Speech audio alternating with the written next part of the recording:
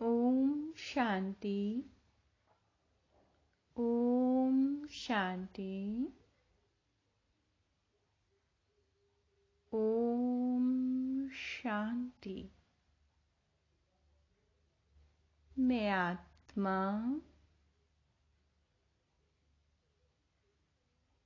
भ्रकुटी के मध्य विराजमान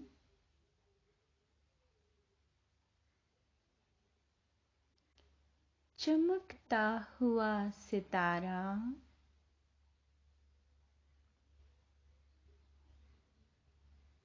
अपने मीठे बाबा से मुरली सुन रही हूँ।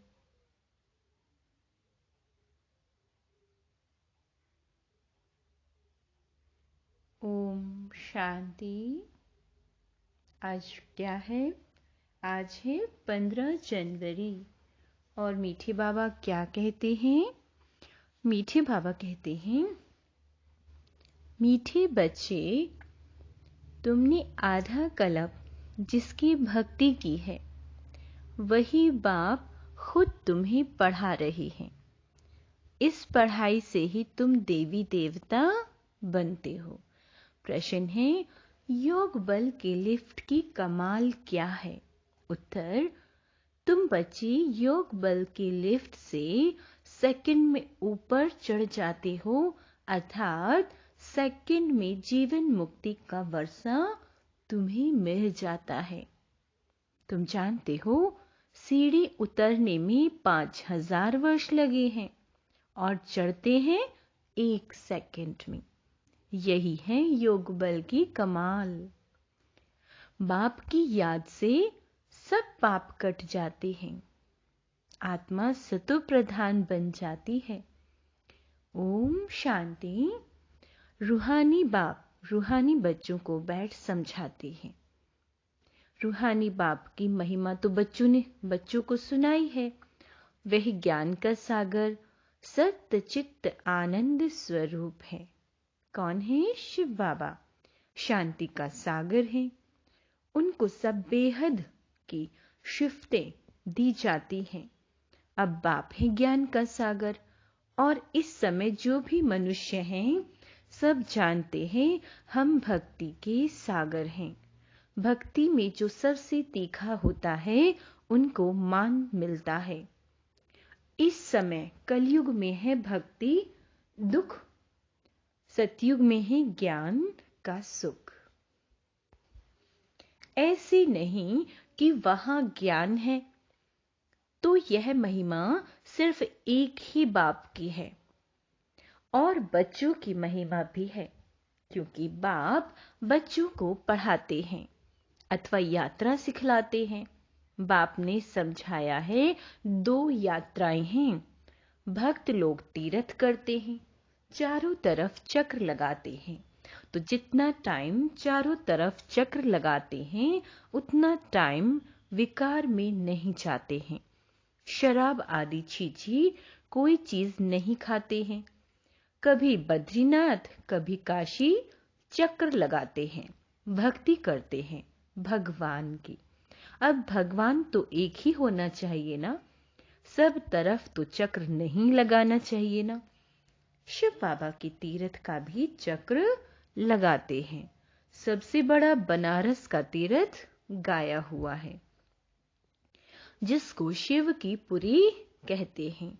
चारों तरफ जाते हैं, परंतु जिनका दर्शन करने जाते हैं अथवा जिनकी भक्ति करते हैं उनकी बायोग्राफी, उनका ऑक्यूपेशन का किसी को भी पता नहीं है।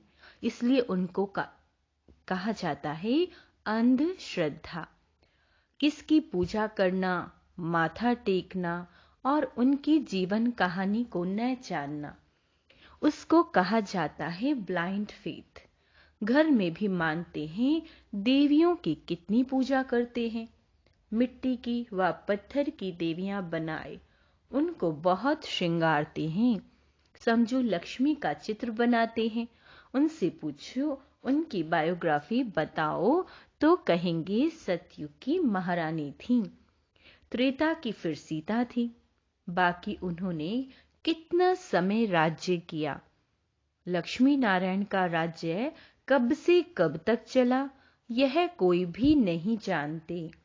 मनुष्य भक्ति मार्ग में यात्रा पर जाते हैं। यह सब है भगवान से मिलने का उपाय। शास्त्र पढ़ना यह भी उपाय है भगवान से मिलने के लिए। परंतु भगवान है कहाँ? कहेंगे वह तो सर्वव्यापी है। अभी तुम समझते हो, तुम जानते हो, पढ़ाई से हम देवी देवता बनते हैं। बाप खुद आकर पढ़ाते हैं। जिसके मिलने लिए आधा कल्प भक्ति मार्ग चलता है, कहते हैं बाबा पावन बनाओ और अपना परिचय भी दो कि आप हैं कौन। बाबा ने समझाया है कि तुम आत्मा बिंदी हो। आत्मा को ही यहाँ शरीर मिला हुआ है, इसलिए यहाँ कर्म करती है। देवताओं के लिए कहेंगे कि यह सतयुग में राज्य करके गए हैं। क्रिश्चियन लोग तो समझते हैं बरोबर गॉड फादर ने पैराडाइज स्थापन किया। हम उसमें नहीं थे, भारत में पैराडाइज था। उन्हों की बुद्धि फिर भी अच्छी है। भारतवासी सतो प्रधान भी बनते हैं तो फिर तमो प्रधान भी बनते हैं। वह इतना सुख नहीं देखते तो दुख भी इतना नहीं देखते। कभी पिछाड़ी के क्रिश्चियन लोग, अभी पिछाड़ी के जो क्रिश्चियन लोग हैं कितना सुखी हैं। पहले तो वह गरीब थे। पैसा तो मेहनत से कमाया जाता है ना।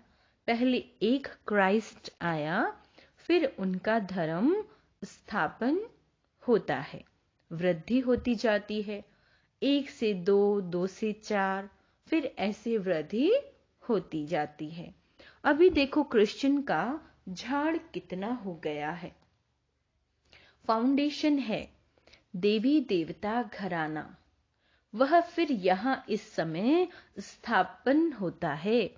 पहले एक ब्रह्मा, फिर ब्राह्मणों की अडॉप्टेड संतान वृद्धि को पाते हैं।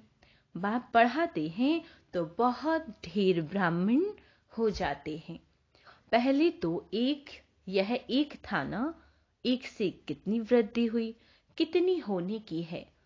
जितने सूर्यवंशी चंद्रवंशी देवताएं थे उतने सब बनने के हैं। पहले है एक बाप, उनकी आत्मा तो है ही। बाप की हम आत्माएं संतान कितनी हैं।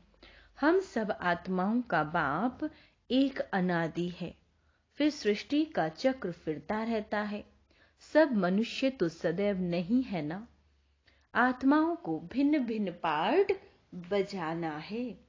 इस झाड़ का पहले धुर है देवी देवताओं का, फिर उनसे ट्यूब्स निकली हैं। तो बाप बैठ बच्चों को समझाते हैं, बच्चों मैं आ करके क्या करता हूँ, आत्मा में ही धारणा होती है। बाप बैठ सुनाते हैं, मैं आया कैसे। तुम सब बच्चे जबकि पतित बने हो तो याद करते हो। सतयुग त्रेता में तो तुम बहुत सुखी थे तो याद नहीं करते थे।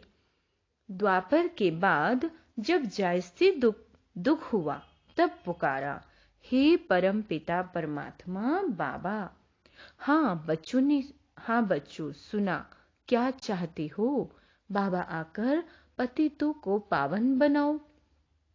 बाबा हम बहुत दुखी हैं। सब आत्माएं क्या कहती हैं बाबा से, बाबा हम बहुत दुखी हैं, पतित हैं, हमको आकर पावन बनाओ। बाबा से कहते हैं बच्चे बाबा कृपा करो, आशीर्वाद करो। बाबा कहते हैं तुमने मुझे पुकारा है, बाबा आकर पतितों को पावन बनाओ। पावन सतयुग को कहा जाता है। यह भी बाप खुद बैठ बतलाते हैं ड्रामा के प्लान अनुसार। जब संगम युग होता है, सृष्टि पुरानी होती है, तब मैं आता हूँ। तुम समझते हो सन्यासी भी 2 प्रकार के हैं। वह है हठ योगी, उनको राजयोगी नहीं कहा जाता, उन्हों का है हद का सन्यास, घर बार छोड़ जाएं, जंगल में रहते हैं, गुरुओं के फॉलोवर्स बनते हैं। गोपी चंद राजा के लिए भी एक कथा सुनाते हैं। उसने कहा, तुम घर बार क्यों छोड़ते हो, कहाँ जाते हो? शास्त्रों में बहुत कुछ कहानियां हैं। अभी तुम बीके राजाओं को भी जाकर ज्ञान और योग सिखलाते हो। यह एक अष्टपा गीता भी है, जिसमें दिखाते हैं राजा को वैराग्य आया। बोला, हमको कोई परमात्मा से मिलाए, ढिंढोरा पिटवाया। वह यही समय है, तुम जाकर राजाओं को ज्ञान देते हो ना, बाप से मिलाने के लिए। जैसे तुम मिले हो तो औरों को भी मिलाने की कोशिश करते हो। तुम कहते हो हम तुमको स्वर्ग का मालिक बनाएंगे, मुक्ति जीवन मुक्ति देंगे। फिर उनको बोलो शिव बाबा को याद करो, और कोई तो नहीं, और कोई को याद नहीं करना, सिर्फ किसको याद करना है? शिव बाबा को। तुम्हारे पास भी शुरू में बैठे बैठे एक दो को देखते ध्यान में चले जाते थे ना, बड़ा वंडर लगता था। बाप था ना इसमें तो चमत्कार, तो वह चमत्कार दिखाते थे, सबकी रस्सी खींच लेते थे। बाप दादा इकट्ठे हो गए ना, कब्रिस्तान बनाते थे। सब बाप की याद में सो जाओ, सब ध्यान में चले जाते थे। यह सब शिव बाबा की चतुराई थी। इसको फिर कई जादू समझने लग गए।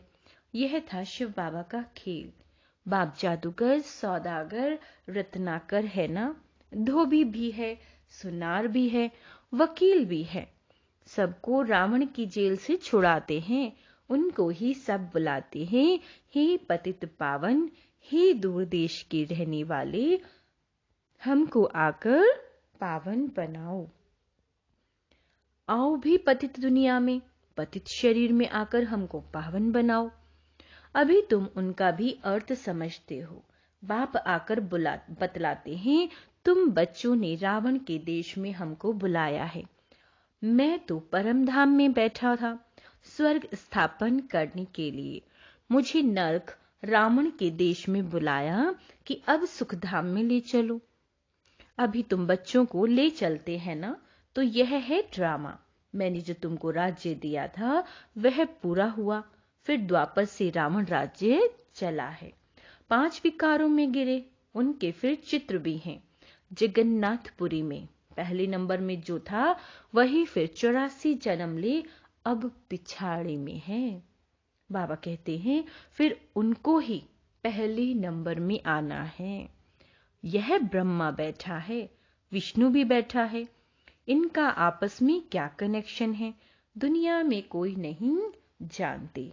ब्रह्मा सरस्वती भी असल में सतयुग के मालिक लक्ष्मी नारायण थे, अभी नरक के मालिक हैं। अभी यह तपस्या कर रहे हैं, यह लक्ष्मी नारायण बनने के लिए।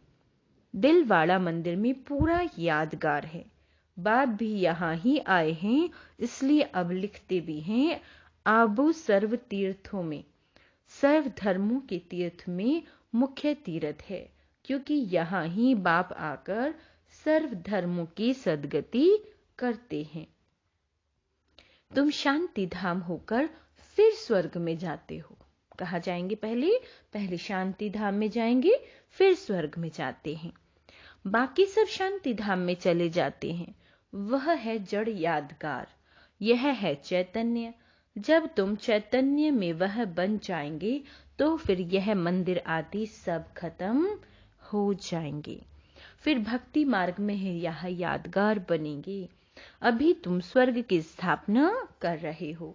मनुष्य समझते हैं स्वर्ग ऊपर में है। अभी तुम समझते हो यही भारत स्वर्ग था, अभी नरक है। यह चक्र देखने से ही सारा ज्ञान आ जाता है। द्वापर से और धर्म आते हैं, तो अभी देखो कितने धर्म हैं। यह है आयरन एज।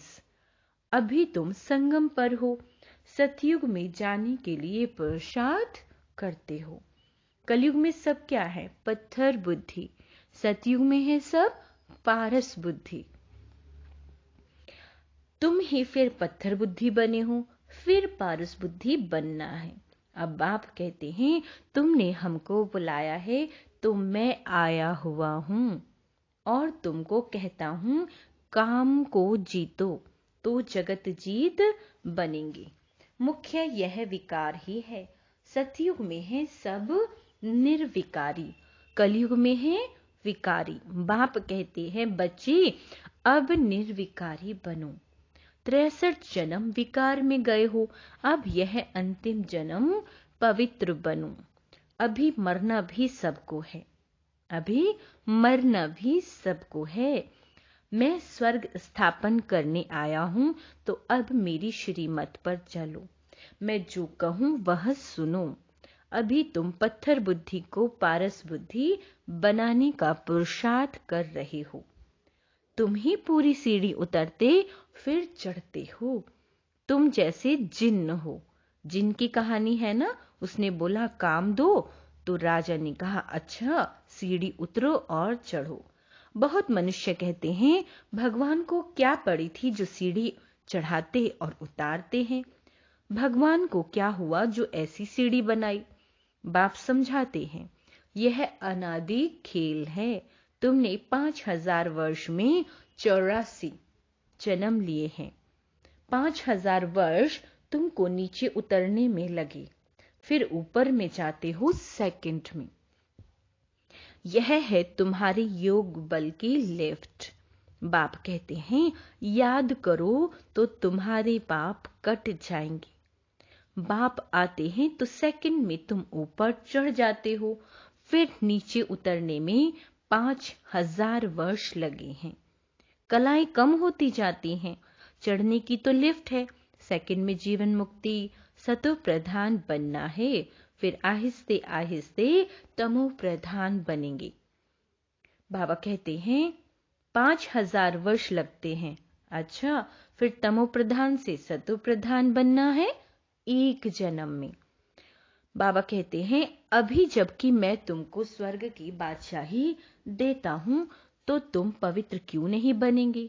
परंतु कामेशु क्रोधेशु भी है ना, विकार न मिलने से फिर स्त्री को मारते हैं, बाहर निकाल देते हैं, आग लगा देते हैं। अबलाओं पर कितने अत्याचार होते हैं, यह भी ड्रामा में धुंध है।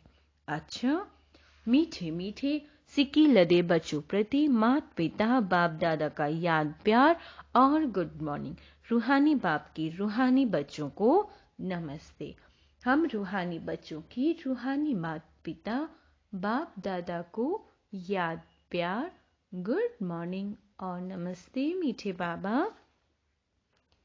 आज बाबा धारणा के लिए क्या कहते हैं। बाबा कहते हैं जगत का मालिक बनने व विश्व की बादशाही लेने के लिए मुख्य काम विकार पर जीत पानी है। संपूर्ण निर्विकारी जरूर बनना है। दूसरा, जैसे हमें बाप मिला, जैसे हमें शिव बाबा मिला, ऐसे सबको बाप से मिलाने की कोशिश करनी है। बाप की सही पहचान देनी है, सच्ची सच्ची यात्रा सिखलानी है। वरदान। आज बाबा क्या वरदान देते हैं। कहते हैं साइलेंस की शक्ति द्वारा सेकंड में हर समस्या का हल करने वाले एकांतवासी भव। जब कोई भी नई व शक्तिशाली इन्वेंशन करते हैं तो अंडरग्राउंड करते हैं। यहाँ एकांतवासी बनना ही अंडरग्राउंड है। जो भी समय मिले कारोबार करते भी, सुनते सुनाते डायरेक्शन देते भी, सुनते सुनाते डायरेक्शन देते भी इस देही की दुनिया, देही के भान से परे साइलेंस में चले जाओ। साइलेंस यानी शांति धाम में पहुंच जाओ। यह अभ्यास व अनुभव कराने की स्टेज हर समस्या का हल कर देगी। इससे एक सेकंड में किसी को भी शांति व शक्ति की अनुभूति करा देंगे। जो भी सामने आएगा वह इसी स्टेज में साक्षात्कार का अनुभव करेगा। स्लोगन व्यर्थ संकल्प वह विकल्प से किनारा कर आत्मिक स्थिति में रहना ही योग युक्त बनना है। अच्छा, ओम शांति।